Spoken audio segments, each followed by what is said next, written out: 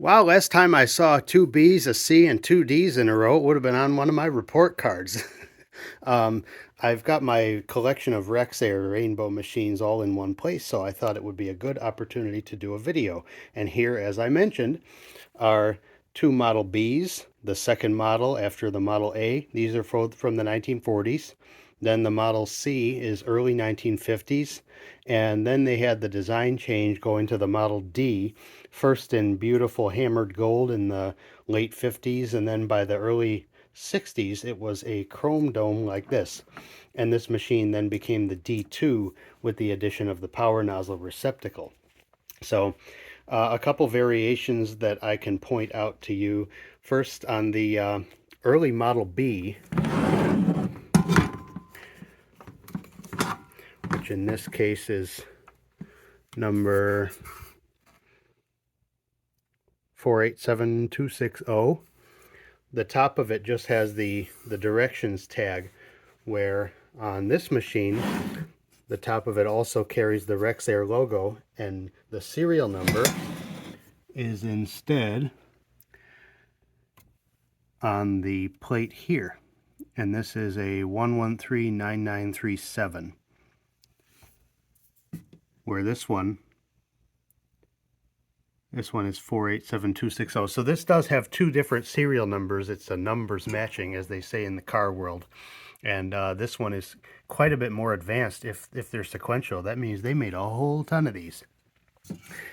These have gotten a little bit incontinent in their old age. God bless them. So it happens.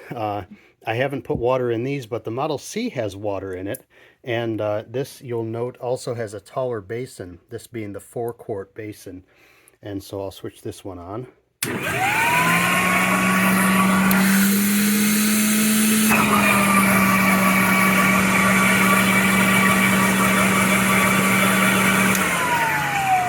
These always have a pleasant little burble to them when you run them with water.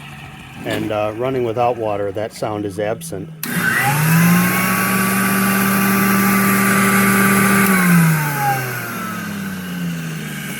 Now the earliest, I don't think... Oh, that one's not happy.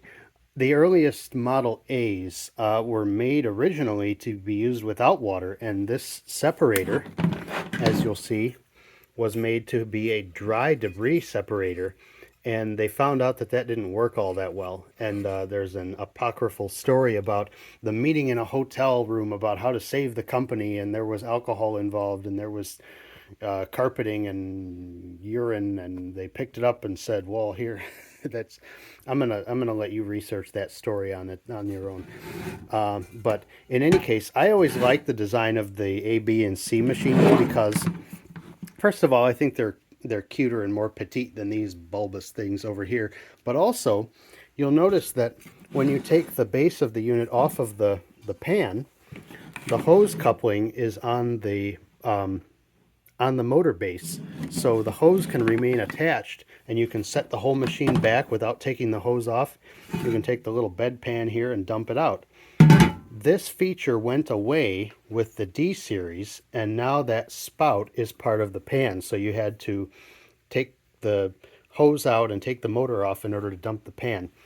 And it didn't come back until the E series, so they had like a 50 or almost 50-year period when you had to take the hose off to dump your rainbow, like some kind of barbarian.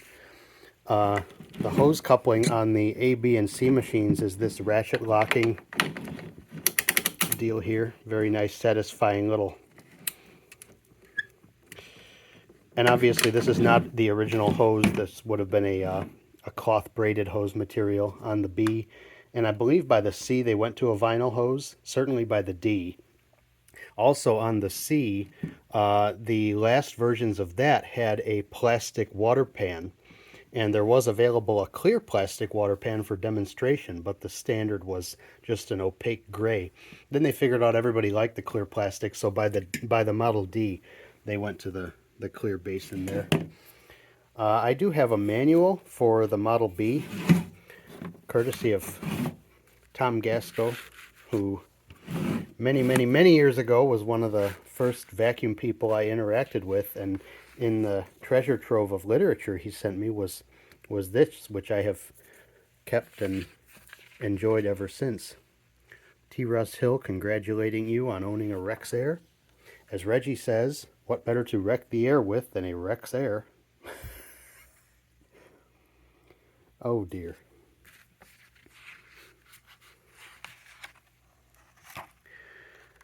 I always thought this was an interesting depiction of the benefits of using water to trap the dirt and the sunlight streaming through and the effects of a dry road versus a wet road. One of the difficulties that they had with using this machine dry, as the original design was that this was still in the 1930s likely to be the first vacuum cleaner you ever had, which means it was removing a crap load of dirt. This wasn't just keeping a clean house clean and removing the lint and the dust bunnies. You were renovating all that dust out of your house, and it was just too much. Too much for the machine unless you put water in it.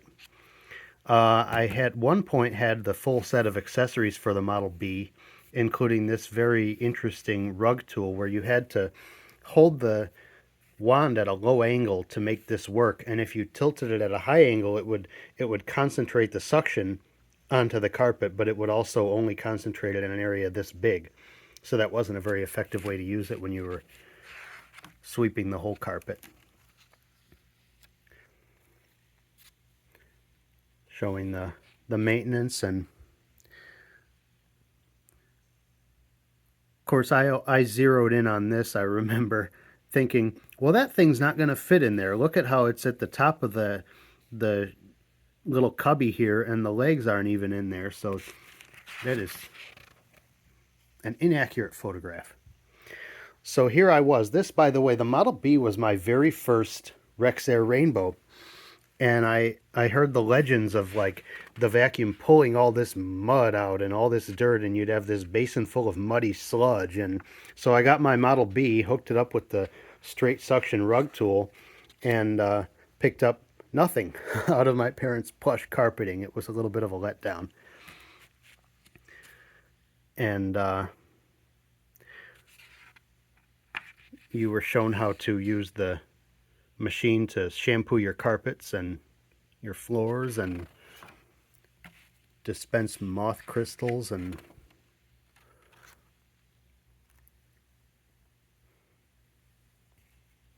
I also attempted to use it to shampoo the rugs in this manner, and once again not very impressed.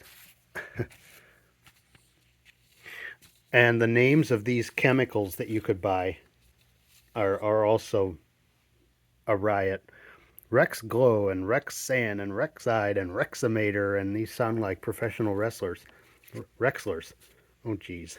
I'll see myself out. So I do have the tools for the Model C. This is a very incomplete. This is basically what I could round up out of the hoard. Very nice carpet tool. They got rid of the pivoting elbow and they went to kind of an S-wand design, which was common at the time for canister vacuums. So you would put this in and turn it like that. And now you didn't have to worry about the angle. This would be in full suction contact with the carpet. I do love this logo. And that front, those rays. That's just a neat design. This makes it look like this tool's doing a hell of a lot more than it actually is, because underneath it's just about a 1/2 inch wide slot with a brush behind it. Very standard issue straight suction carpet tool. And of course your dusting brush, which appears to have been very thoroughly used on this Model C. And your floor brush, missing its bumper. Again with that cool logo. I think I prefer this logo best of all, with this one, you know, the Rexair on the machine second best, and I don't know, I never warmed up to the rainbow logo on these. So on the Model D, they did a aesthetic revision to this tool, but it's the same kind of deal. And then you got a floor brush, and of course you got all the other tools too, the crevice tool and the furniture brush. And but then at some point during the, someone will correct me in the comments on this and clarify this, but either the late D or the early D2 started to put air slots into the tools. And so if you look at the underside of, you know, they obviously use the same casting here, but flipping these over, so this would just suck down to the rug, and however much air could flow through the backing of the rug is how much air could pick up dirt. This was designed so that this wouldn't seal onto the rug, or this would, but it would cause the air to be pulled in from these little holes, which then communicated with the inner body. So this whole nozzle is hollow, and these vents allowed the air to flow down into the carpet and carry the dirt into the tool with it. So this was not only attempting to improve the pickup, it was also attempting to not let the tool suck down to the rug, because I'm sure you've experienced on tight woven carpets, your vacuum, whether it is an upright or a canister or a power nozzle or straight suction, it can suck down to the carpet, and not only is that very difficult to use, it's also not picking up dirt. You need that airflow. So my Model D, my gold one, there are several versions of this, and people who know more than I do can clarify where this falls, but this one is from Syracuse, New York, and it is the Rainbow Model D, but it doesn't say Rainbow on the front. There was a version that said Rainbow instead of Rexair. There was a version that had a big heavy cord and I think like a 9 amp motor, and I don't know if this is an earlier or a later one than that. And then this Model D hails from Cadillac, Michigan, also 7 amps. And let's compare serial numbers. 228-2377, 332-2706. I do not believe any of these serial numbers contain an integral date code, so these would be sequential, and they were cranking out quite a few of these at that time. I will turn on the Chrome Model D because I have got water in that one.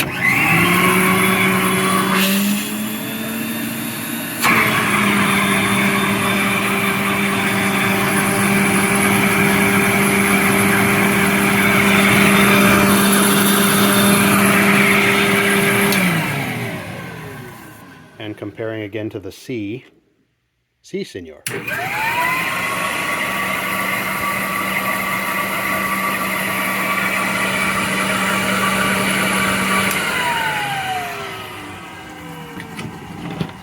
So another big thing that they revised or fixed or whatever you want to call it. So on the A, B, and C, and these all have a 3-fan motor, by the way, which is kind of unusual in portable vacuums, and today it's even unusual in built-in vacuums. But on these, after the separator and this thing called the spider, the air goes through the impellers, and then the electrical part of the motor is at the top, which is kind of hard to see. And they had trouble with all that wet dust, basically. Anything that went through the water, which as you may know can be a significant amount when you're using a water filter vacuum that doesn't have a secondary filter, was getting loaded in the impellers and throwing them off balance and wreaking havoc. So when they redesigned the motor on the Model D, they basically turned it upside down. Oh, good. I'm glad I'm able to do this one-handed. Oh, maybe not. Oh, bloody hell. Okay, well, forget you.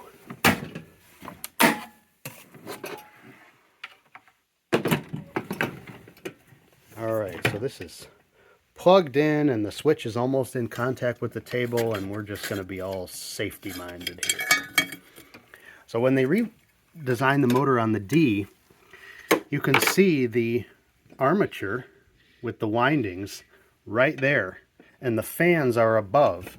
So they let all that dirt kind of get filtered by the electrical portion of the motor before it went into the impellers.